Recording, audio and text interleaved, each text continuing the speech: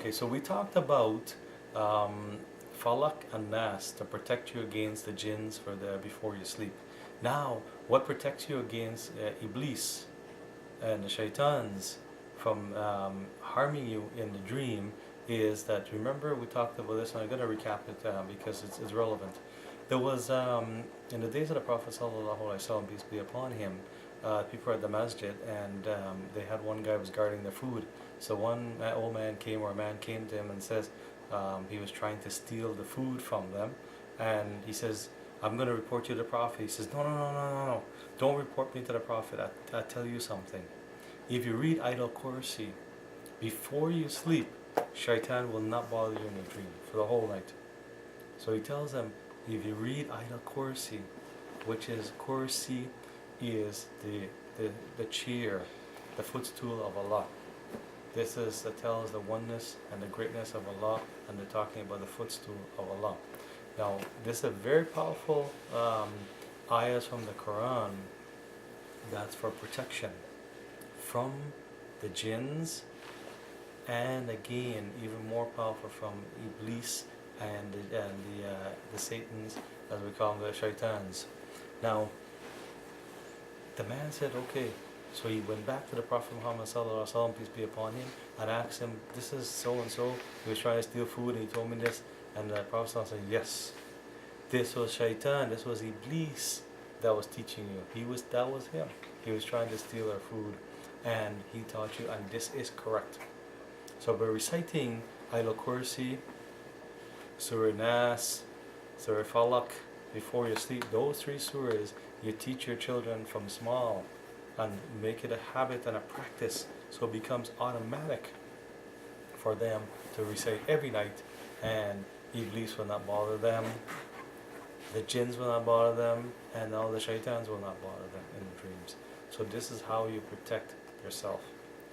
And it's even more, even anytime the jinns try to attack you, or the evil side starts to take you, people whisper evil words, you recite those surahs and blow. You make your dua for those things, and you blow in your hand, rub it on your face, rub it all over your body, all over, rub it. Blow on it. These are words of Allah, and we're going to explain how all those work in another khutbah on frequency and vibration. But those are for protection. So it protects you from the dreams that you may have from those part, the second part. Now we're going to cover the third part. The third part of dreams is of this dunya. Dunya means world. Now, this dunya is where we actually live. This is where we live. This is where you grew up. Your nafs, your body that is, that grew up here.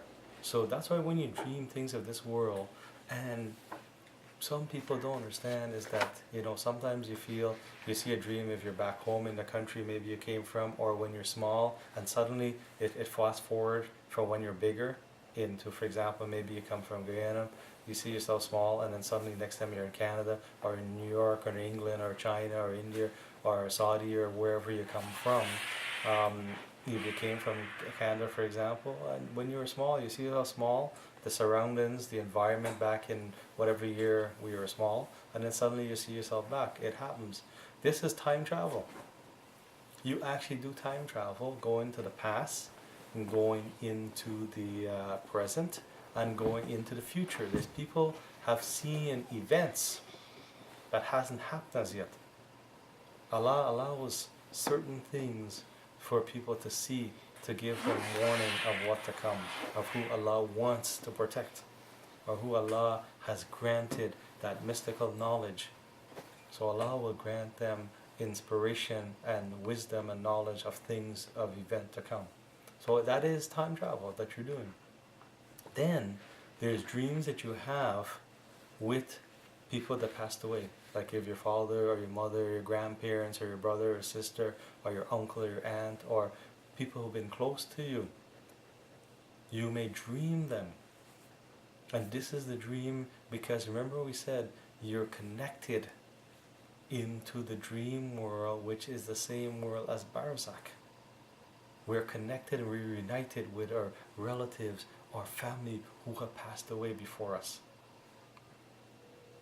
I want to elaborate some more on this subject, but let's say, so I just want to recap the three. We have the dream from Allah subhanahu wa ta'ala, then we have the dreams from what shaitan and jinns and and Iblis try to mess you up with, and then the third one of this dunya, of this world.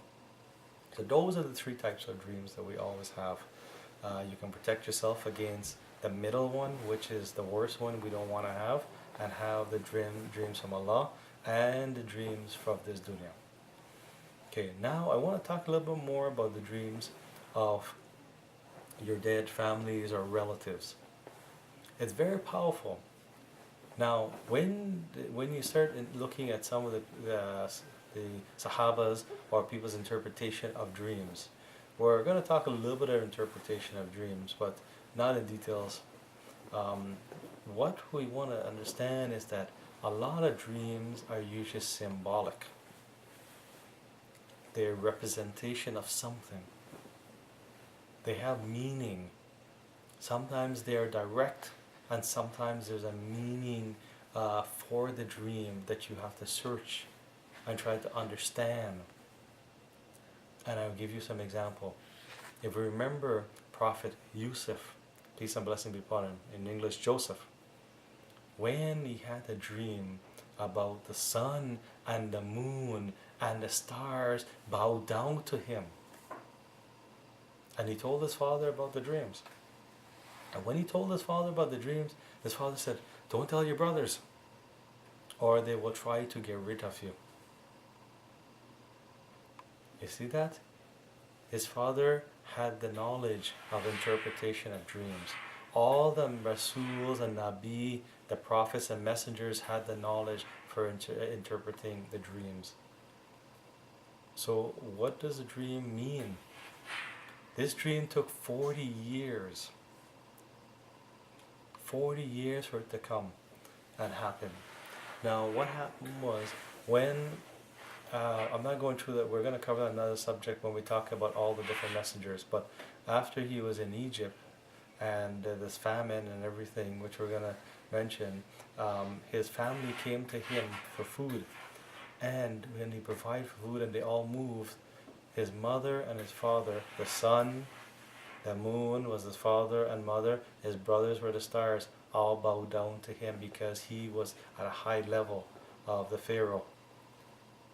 Pharaoh had made him in charge of all the food for the whole of Egypt and made him to high status. So the symbolic of the dream was that the father, the mother, and the brothers all bowed down to him. And that number 40 years will be another speech on number 40, why it's significant. So also, if we remember his story, this is all in the Quran, we remember his story of when he was in jail and he interpreted the dreams of the two men.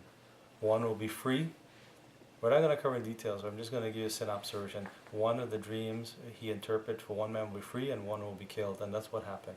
And the one is free when the king, I shouldn't say king, the Pharaoh, which is like a king, the ruler, the Pharaoh, had dreamt of 7 lean cows and 7 fat cows, right? And the synopsis version is that the guy who was free had told him there's a man who could interpret dream, and then he interpreted it as being 7 years of fat cows is 7 years of great harvest, everything will flourish.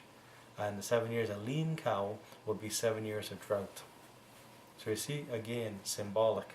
It's not exactly meaning about cows, but it was symbolic.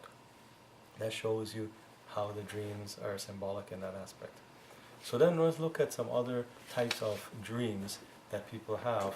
Now, the thing is, the Prophet Muhammad